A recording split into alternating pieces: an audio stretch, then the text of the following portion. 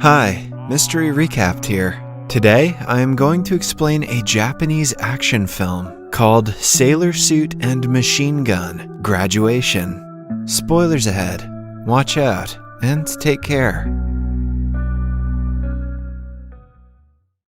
Izumi Hoshi is a 16-year-old senior in high school. A few years ago, she used to be the boss of a powerful criminal organization called Yakuza.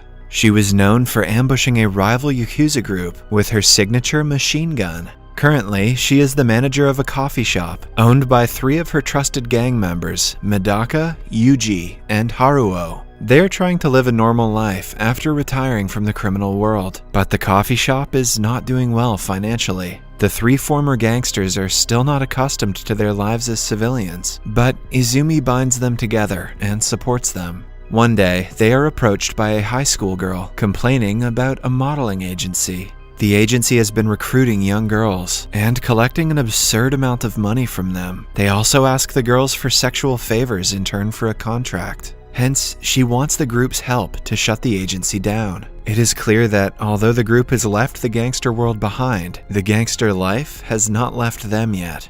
The very next day, they barge into the agency and threaten the manager to return every girl's enrollment money. The manager reveals that the money goes to their rival gang, Hamaguchi. The gang is way more powerful than them, hence messing with it will only cause trouble. The manager smugly tries to call the gang leader, but Yuji attacks him. Izumi stops everyone before things get out of hand and retreats for the time being. On their way back home, the group discusses the ways to get the agency in trouble with the law, now that they cannot stop it by force. Suddenly, members of Hamaguchi's gang knock out Haruo and Yuji and request that Izumi come with them. She agrees instantly, claiming that she also has a lot to say to their leader, Hamaguchi. Upon reaching their headquarters, she walks in with no doubt or fear, even while being surrounded by armed men twice her age. Hamaguchi shows her packaged marijuana cookies and accuses her of selling them on neutral ground. They made a pact long ago where both parties agreed to stop all the illegal selling of goods in certain parts of the city. Izumi denies being associated with anything of such sort and asks him about the corrupt modeling agency.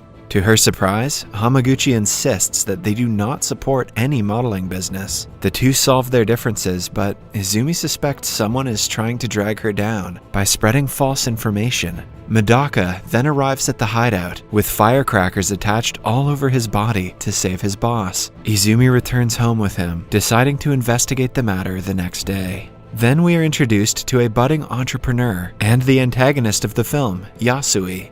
His assistant shows him a video of Izumi and her people threatening the modeling agency manager. It is clear that he is the one behind the conspiracy and the one trying to hide his illegal work using Hamaguchi's name. His assistant tells him about the history of Izumi's gang. When Izumi was in middle school, her only mentor was her uncle Yakuza, the former leader of the gang. One day, he was killed by a rival gang while bringing Izumi home from school. Following the death, Izumi was made the leader and given the task to avenge her uncle's killers. She did her job efficiently and ended the rival group in an ambush. Before she disbanded their gang, she and Hamaguchi made a pact to never interfere with each other's business, which included several points. One of the points said that none of the gangs are allowed to sell illegal stuff on the shared ground. Back in the present, Izumi and her group do some digging around the neighborhood and find the youngsters who sell the cookies. They pretend to be customers and discover that the Hamaguchi gang is the one supporting the youngsters. While the guys believe that they are being cheated by Hamaguchi, something seems fishy to Izumi. She suggests they call the police and let them know what is going on, but the police couldn't care less. Then we see Yasui talking to his right-hand man, Stan, who is also a professional assassin. He is informed about Izumi taking an interest in their business. It is clear that under Hamaguchi's name, Yasui has been selling illegal stuff and supporting the modeling company. Hamaguchi's right-hand man is named Tsukinaga. He also suspects that Yasui is the one behind the miscommunication. Hence, he sends a spy to find out what exactly is going on. The informer confirms that Yasui and his company are trying to take over their town after doing the same to other cities over the past few years. Yasui's main aim is to make his partner win the upcoming election and get him to be the mayor of the town.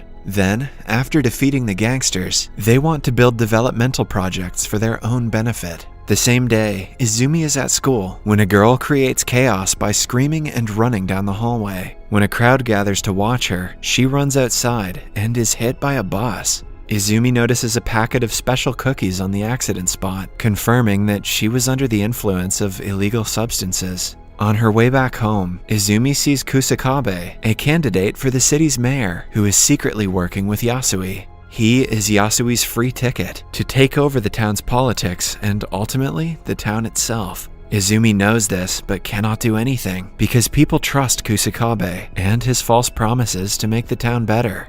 At night, Yasui and his henchmen get the information that Hamaguchi is vulnerable because most of his gang members are out of town. Taking the opportunity, he barges into the gang's headquarters and offers Hamaguchi a deal. If he kindly cooperates and steps down as the leader of the gang, he can be Yasui's partner, and if not, he will be killed instantly. After a lot of thinking, Hamaguchi accepts the offer. However, his right-hand man Tsukinaga is not happy about the deal. He knows that if Yasui is left to rule the city, he will destroy it for his own benefit. Hence, he decides to take Izumi's help to end the matter once and for all. He calls her to a love hotel to talk in secrecy and shows her the news about Yasui's associate Kusakabe winning the election. This means he is now the mayor of the town, and Yasui has gained complete power over it. Tsukinaga asks for Izumi's help to turn the matter around, but she refuses to cooperate with him. After all, he is a trusted member of the rival group.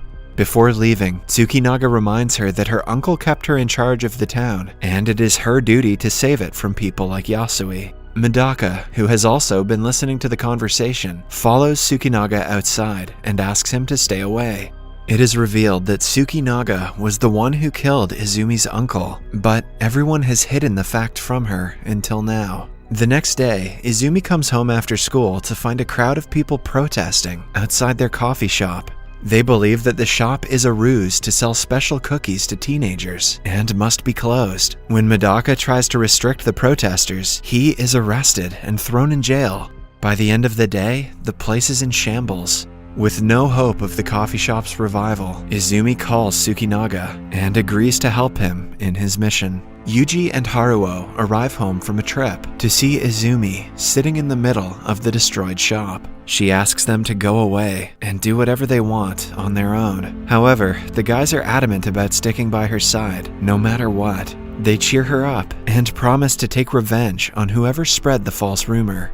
The next day, Tsukinaga and Izumi go to find the youngster who is selling the special cookies. They find him in the movie theater and threaten him to reveal the truth. The guy discloses that he was asked to sell the cookies by a man with a scar on his face. Tsukinaga instantly recognizes the unnamed as the assassin Stan, who is also Yasui's right-hand man. Before the guy can give them more information, two masked men attack him. They have been sent to kill the guy so he wouldn't sell their secrets to anyone. Izumi and Tsukinaga manage to run away, but the guy is killed in the encounter. The duo runs for quite some time in the rain before they reach a storage place that belonged to Izumi's uncle. Tsukinaga changes into dry clothes as Izumi watches him from behind. She is intrigued by his back tattoo that looks a lot like her uncle's did.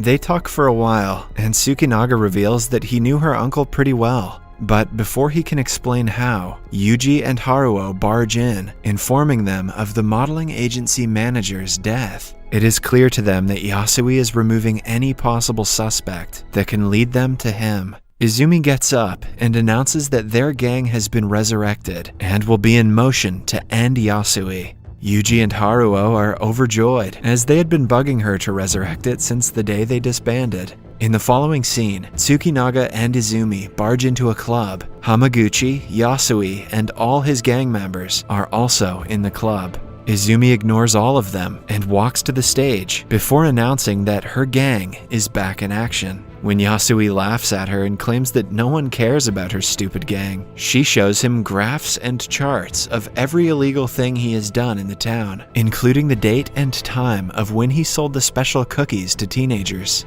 If the reports get to the media, the mayor's involvement could be suspected, and all the progress they have made will go to waste. She throws the files at Yasui, asking him to take his business somewhere else. But he calls her out for threatening him with fake reports, as she could have never found the real ones this quickly. Seeing that her lie has been caught, Izumi panics. At the same time, Haruo and Yuji, who were outside, are brought to the club and held hostage. Yasui puts a rope around Izumi's neck and drags her to the stage, threatening to hang her to death. Tsukinaga asks the gang leader Hamaguchi to say something because only he can stop this now. But when the man stands up to protest, he is shot dead by Yasui. He mocks Izumi and reveals that Tsukinaga was the one who killed her uncle. In a fit of rage, Tsukinaga retaliates, and a shootout ensues between the two groups. After a long and hard battle, Haruo sacrifices his life to cover their group and helps them flee in a car. Izumi cries, mourning the death of her close friend, and asking Yuji to turn the car around. A few hours later, Yuji stops the car and falls on the ground, revealing that he had also been shot. Izumi insists that they take him to the hospital, but Tsukinaga knows if they turn back, all of them will be killed. Hence, they drive to a forest and bury a now dead Yuji. Izumi confronts Tsukinaga about her uncle's death, to which he replies that he was ordered to do it. He had no choice because of the business they are in. Izumi makes a fuss out of it, so he hands her a gun and urges her to shoot him if she cannot forgive him. However, Izumi cannot bring herself to do so.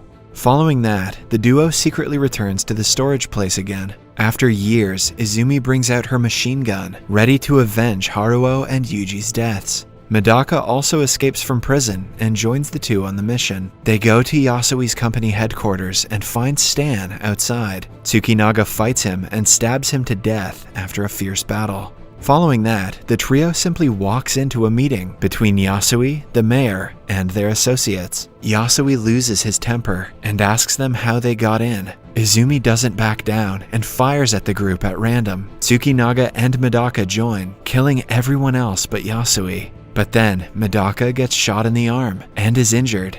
Seconds later, Yasui fires at Izumi, but Tsukinaga takes the bullet for her. With both of those close to her on the floor, Izumi freezes. Yasui walks towards her, but is shot by Medaka before doing her any harm. With a final attack, Tsukinaga finishes him before falling into Izumi's arms. He calls her beautiful with his last breath as she kisses him.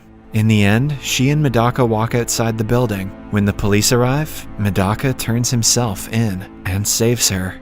A few months later, Izumi visits Tsukinaga's grave and tells him that she and Medaka keep in touch through letters. She has also given Haruo a proper burial and hopes that he found peace. Her life has returned back to normal. She still owns the coffee shop that makes her just enough money. In the last scene, we see Izumi graduate high school. She sings a song in the memory of the people who died to save her.